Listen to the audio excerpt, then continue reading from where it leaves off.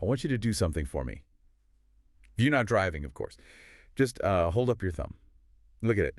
That little distance from the tip to your first knuckle. That's about 1 inch. Now, picture yourself in a car, maybe doing 40, 50 kilometers an hour. And that 1 inch, that's the only thing between your side mirror and a massive rusty truck bumper. It's a pretty terrifying thought when you frame it like that. But, for the drivers in the data we're looking at today, that isn't some hypothetical. It's their daily reality. Welcome back to another deep dive. Yeah. Today we have a stack of incredibly detailed incident logs from Thiruvananthapuram in Kerala. And I'll be honest, when I first saw the topic, traffic violations, junction analysis, I was expecting something, well, dry. Something a little bit academic, maybe. Exactly. I thought we'd be talking about, congestion is up 5%, Yeah. standard stuff. Right, but that's not what these documents are, is it? Not at all. These are not spreadsheets. They're these granular second-by-second accounts of near misses. It reads less like a traffic report and more like, I don't know, a script for a thriller. Or a horror movie. And that's a really crucial point. Most of the data we get is about accidents after they happen. It's like an autopsy. What we have here is the anatomy of the near miss. What happens in the moments before the crash? We're looking at the NH66 bypass, the IT corridors. And our mission for this deep dive is to get past just complaining about bad traffic. We all do that. I really want to unpack the mechanics of why it's so chaotic. Yeah. Because reading these logs, it feels like there's a systematic dismantling of safety going on. That's the perfect way to put it. It's like a clash of two forces. On one hand, you've got engineered safety, the lines, the signals, the boxes, and on the other, you have this overwhelming human impatience. It's almost like the drivers are at war with the road itself, like the painted lines are a personal insult. They are. It's a total rejection of what we call defensive architecture. The road is built to save you from yourself, and the behavior on it is designed to strip that protection away. So let's get into it. The reports start with what they call the primary incident. This is at the Technopark Phase 3 signal junction, Mukalakal. Okay, so picture this. The logs call it a locked conflict zone. The car recording the data is just sitting at a red light. Normal, right. But then a fuel tanker pulls into the frame. And we should be clear, this is not a small truck. This is a heavy vehicle, hazardous cargo. A rolling bomb, essentially. And this tanker, it decides the queue is optional. It tries to cut diagonally across a dedicated U-turn lane to just jump into the intersection. So it's trying to slice right through the proper geometry of the junction. Precisely. And that's where the problem starts, because this intersection has a box junction, that yellow cross-hatched square. Right, and the golden rule, the one thing you're supposed to know, is don't go in unless you can get out. You never, ever stop in the box, because you'll cause gridlock. But this tanker, it just pushes right in, and because of that weird diagonal cut, our camera vehicle is suddenly in what the report calls a trapezoid trap. A trapezoid trap. I mean, that sounds terrifyingly specific. What does that actually look like from the driver's seat? Okay, so you're behind the wheel. To your immediate left, a massive KSRTC Swift bus pulls up. So there's a wall on your left. Then from your right, cutting you off, is the steel mass of that fuel tanker. So you're literally pinned, boxed in. Pinned. Can't go left, bus. Can't go right, tanker. Can't go forward, red light. You have zero options. And the tanker is still moving. It's still encroaching on your space. That is the trap. By breaking that one simple rule, the tanker driver has turned himself into a potential ignition point. If the bus drifts a few inches or the tanker misjudges his turn, the car is just crushed. All of your agency is gone. You're just a spectator to your own potential accident. But why?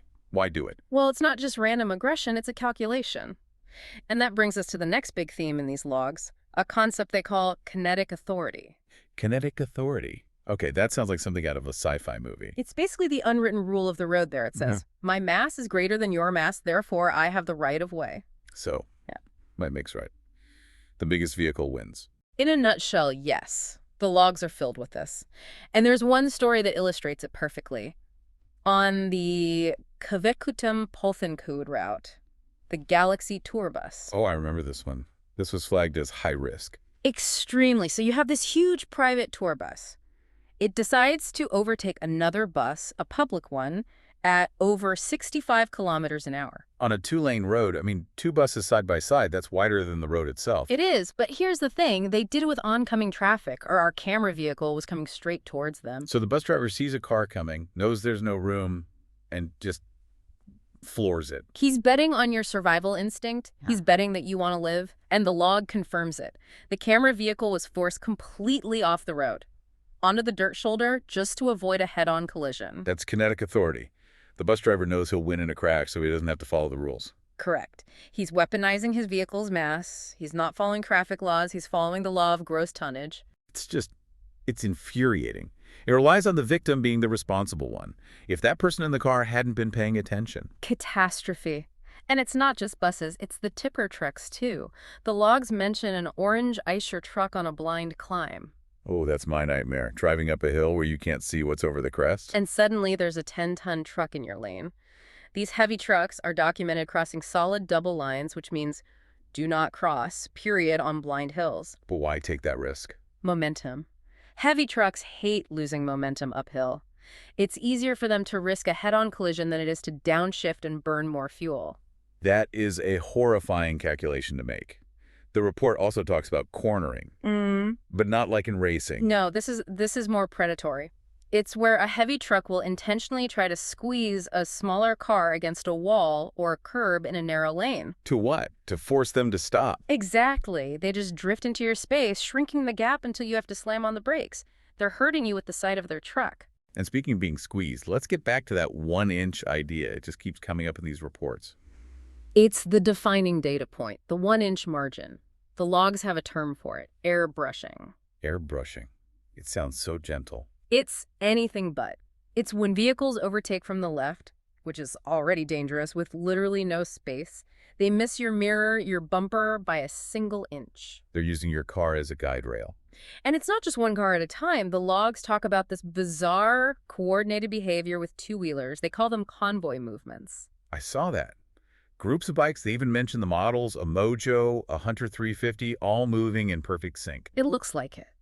But their behavior it's unnerving. They perform these rhythmic, synchronized lane changes using their indicators together. The report suggests it looks less like commuting and more like illegal street racing. Right near the Infosys signal, which they call a drag strip. Exactly. And imagine the stress on other drivers. You're not just avoiding one bike, you're trying to navigate a whole swarm weaving through traffic. The risk assessment is just. It's absent. There was that one detail about the Kawasaki rider. Oh, that was a telling moment. Filtering between cars with that classic 1-inch clearance. Directly in front of active duty police officers. So the police are right there, watching, and he doesn't even slow down. Zero deterrence. It suggests the rider just knows there will be no consequences. The risk is worth the reward of getting ahead by a few seconds. And it's not just them they're risking. We have to mention the triple ride. Yes. A scooter with 3 people on it. A driver, an adult passenger, and a child. A child in the middle of all this chaos we're describing. The vulnerability there is just, it's hard to stomach. In a world of 1-inch margins, a small wobble on that scooter is a tragedy. So we've got the bullies with kinetic authority, the swarms of bikes airbrushing, but then the logs bring up something even scarier. The unpredictable element. This is where it goes from chaotic to just random. You can predict a bully will act like a bully. You can't predict a potato. We have to tell the potato story. This was at Kumari Chantha. I had to read this twice. It's true. The log says a pedestrian, a shop supervisor, suddenly lunged into active, moving traffic. Why? To save someone? No. To retrieve a single potato that had fallen off a truck. A potato. A potato! And in doing so, caused several cars to swerve violently to avoid hitting him. It's almost comical, but imagine being that driver. You're focused on the road, and a person just throws themselves in front of you for a vegetable. It just shows there's no boundary between the road and everything else. The road is also the marketplace. And the value of that potato was higher than the value of traffic safety at that moment. And that randomness applies to vehicles, too. The logs mention the half-straight angle trajectory. This is a geometry of pure confusion. Auto rickshaws, scooters, they'll pull a U-turn with no signal. But it's not a clean turn. They emerge at this weird diagonal, so you can't tell if they're merging or crossing. You have no idea what their intention is. None. And it's especially bad near school zones. The Vetukud Church school gate is flagged as a major problem spot. What happens there? Scooters just flow out of the school gate directly onto the main road, no stopping. They expect the fast-moving traffic to yield to them. It's completely backward. And you have to add one more layer to all this. The construction for the Kazakutum flyover. Right, so you have narrowed lanes, dust, barriers. So take every single behavior we've just talked about and compress it into that construction zone. It's a pressure cooker. So if you're listening and you drive in a place like this, This is probably all sounding very familiar, but the logs actually offer a survival guide, a safe route strategy. They do, and these are really practical, tactical responses to these specific threats. Okay, let's go through them. Right. Rule 1, respect the box. That's for the Mukalakal Junction. Absolutely critical. The advice is never, ever enter that box unless you can get out. I don't care if the guy behind you is laying on his horn. If you get stuck in there, you're volunteering for the trapezoid trap. So let them honk. It's better than getting crushed. 100%. Okay, rule 2, expect the sweep.